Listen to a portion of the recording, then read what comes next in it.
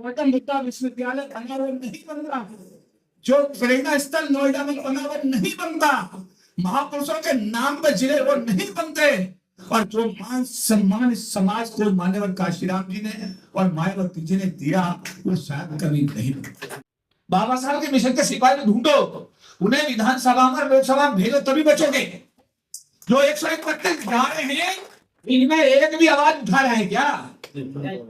कांग्रेस सही बोल रहा है। रिजर्वेशन तो खत्म हो गया क्योंकि सरकारी क्षेत्र ही खत्म हो गया यार, नहीं सर, तो कास्ट सर्टिफिकेट की वैल्यू खत्म हो। लड़ाई बड़ी लंबी है जी, इतना आसान नहीं है। इस लड़ाई को लड़ने के लिए जैसे सूर्यवंशी साहब ने भी शपथ दिलवाई, ये मैं तालकटोरा में दिलवा देता हूँ, कबीराम में दिलवा देता हूँ, शपथ तो ले लेते हो, पर शपथ पे कितना काम करते हो ये भी एक सवाल तो है। अरे गलत तो नहीं करा, मेरा कहना है ऐसे महापुरुष लोग आते हैं, महापुरुष ऐसे लोग आते हैं, इन्हें फॉलो कर लो तो समाज का बहुत बड़ा भला हो जाएगा।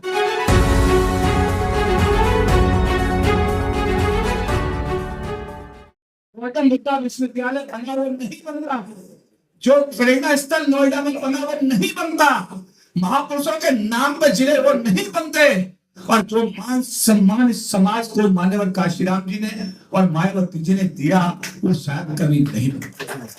अब इसकी जड़ में अगर जाए, मायावती ने मुख्यमंत्री बनती है बीजेपी के समर्थन से, अगर नहीं बनती तो पावर कैसे आती है? मायावती दूसरी बार बनती है फिर बीजेपी के समर्थन से, अगर नहीं बनती तो पावर कैसे आती? आज मैं पहले अभी मेरा परिचय जो है डॉक्टर साहब ने अधूरा, मैं एक जाटों की पार्टी में राष्ट्रीय महासचिव बना दिया गया, ये नहीं बता रहा, ये नहीं बता। और मैंने वहां देखा कि यहाँ तो शिव कास्ट के लोगों की जरूरत ही नहीं है, और मैंने वहां पर जब इस्तीफा दिया, मैं ऐसी पार्टी जिसमें मेरे बाबा साहब का सम्मान ना हो और मेरे समाज का सम्मान ना हो, मैं ऐसी पार्टी से त्यागपत्र देता हूं। और आज मैंने त्यागपत्र दिया, और बाबा साहब ने मुझे अगले ही दिन, ये बैठे हमारे राष्ट्रीय अध्यक्ष महोदय, अगले ही दिन मेरे को चिराग पासवान, रामदास पासवान एक प्लांट ले गए, जो भी बोला गया, कई लोगों ने आपत्ति की यहाँ पर। अरे भाई साहब, उस संसद में पहुंचना और अपने समाज की बात करना ये गलत लोहे के चने चबाने से कठिन कार्य है।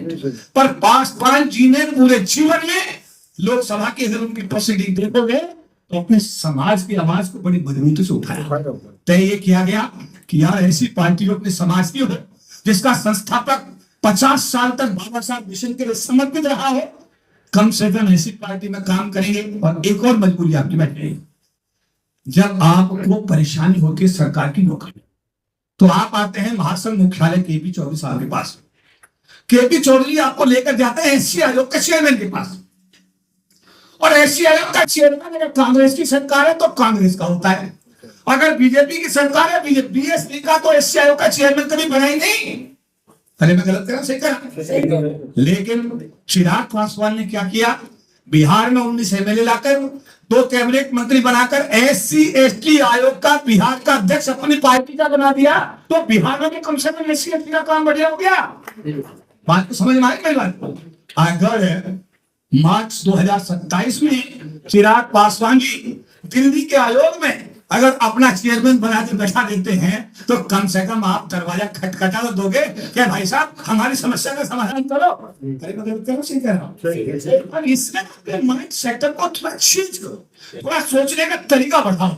हमारे राष्ट्रीय अध्यक्ष बोल रहे थे, 2 लोगों ने आपत्ति की, ये वक्ता बोलता है, मेरा निवेदन उसकी बात सुन तो लो भाई। जिंदगी की सच्चाई ये है, आज बीजेपी का राष्ट्रीय अध्यक्ष बैठा हुआ है, ऐसी कमीशन का पार्लियामेंट की कमेटी का चेयरमैन बीजेपी का आदमी बैठा हुआ है। जाओगे नहीं जाओगे? हाँ बोलो, अरे जाओगे? कहाँ जाओगे? सोशल जस्टिस जो मिनिस्टर है, जो सामाजिक अधिकार के नीति है, कौन है? बीजेपी का है, बीजेपी का। इससे पहले किसका था? कांग्रेस का था। तो कांग्रेस वाले के पास भी हमको जाना पड़ता है, और अब अगर बीजेपी वाला तो बीजेपी के पास भी हमको जाना पड़ता है। ऐसा है, इन सब चीजों को थोड़ा सा आप विचार करो और थोड़ा सोचने का तरीका बढ़ाओ।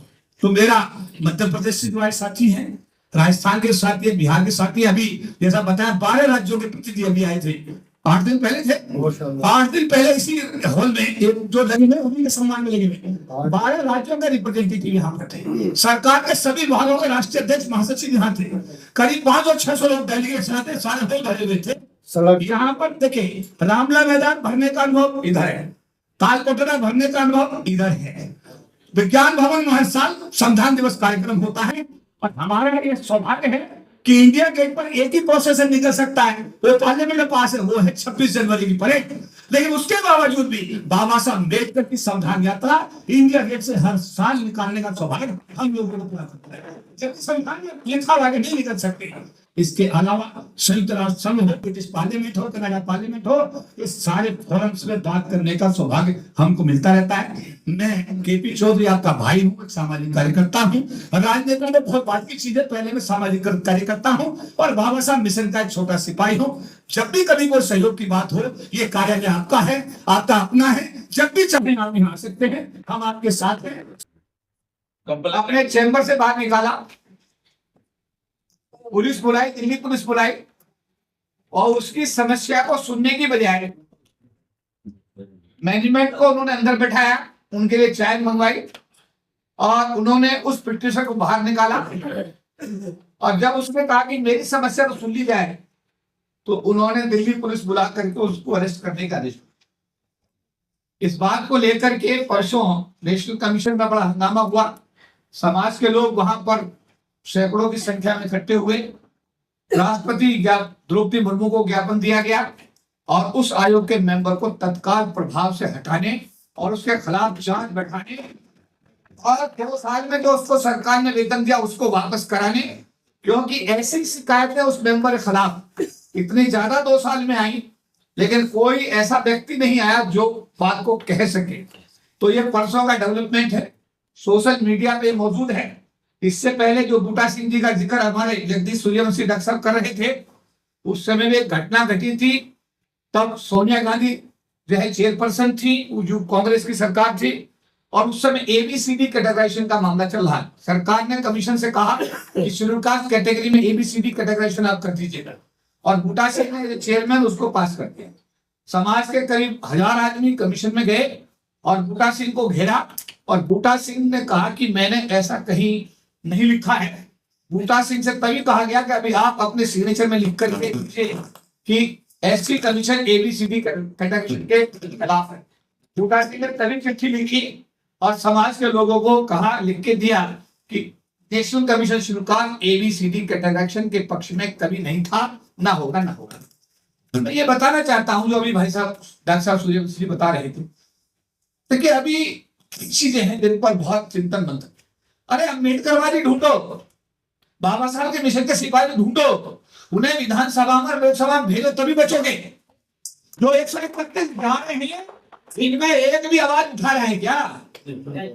कौन सही बोल रहा? अभी जैसा हमारे ज्ञानचंद गौतम जी ने बताया, लेटर एंट्री की राह कैसे कटी पता आपको?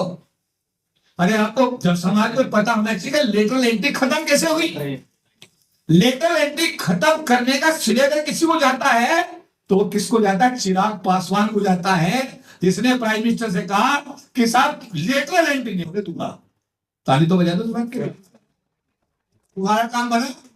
अरे बना नहीं बना? लेटर एंट्री का सबसे बड़ा नुकसान किसको हो रहा था? हम लोगों को हो रहा था। और उस आदमी ने पटना में उसकी आवाज उठाई, पीएमओ से फोन किया, आप आइए, और वो गए। उन्होंने कहा कि मैं कम से कम अपने समाज के साथ में अन्याय नहीं होने देता। अभी एक नया डेवलपमेंट डॉक्टर साहब और होने जा रहा है सूर्यवंशी जी। एक डेवलपमेंट ये है कि अभी आपका सबसे बड़ा प्रॉब्लम चल रहा है गया का बौद्ध विहार। चल रहा ये इमोशंस का मामला है। उसमें व्यवस्था क्या है?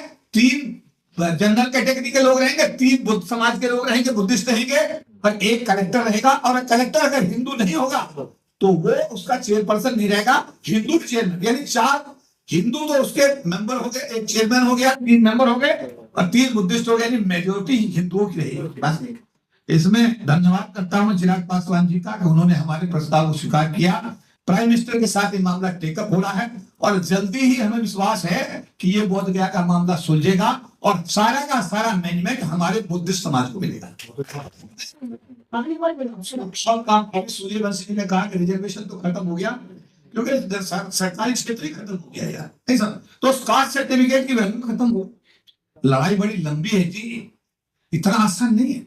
इस लड़ाई को लड़ने के लिए जैसे सूर्यवंशी साहब ने अभी शपथ दिलवाई, ये मैं तालकटोरा में दिलवा देता हूँ, कभी राम दिलवा देता हूँ, शपथ तो नहीं देते हो आप, पर शपथ पे कितना काम करते हो ये भी एक सवाल तो है। अरे गलत तो नहीं करा, मेरा कहना है ऐसे महापुरुष लोग आते हैं, महापुरुष ऐसे लोग आते हैं, इन्हें फॉलो कर लो तो समाज का बहुत बड़ा भला हो जाएगा।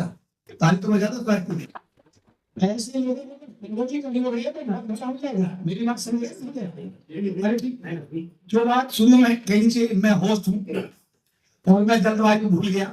आप सब लोग राजस्थान से, मध्य प्रदेश से, बिहार से, देश के कोने कोने से आए, होस्ट होने के नाते मैं सबका आपका अभिनंदन करता हूँ क्योंकि आप इस कार्यालय में आए और मैं होस्ट की पोजीशन में हूँ। आप सबका अभिनंदन करता हूँ और ये सौभाग्य की बात है। 2 दिन आप यहाँ रहिए, बढ़िया तरीके से चिंतन मंथन करिए, कोई भी दिक्कत हो तो ऊपर हेडक्वार्टर में बताइए, आपको हर प्रकार की सुविधा दी जाएगी, आपको जय भी होता है।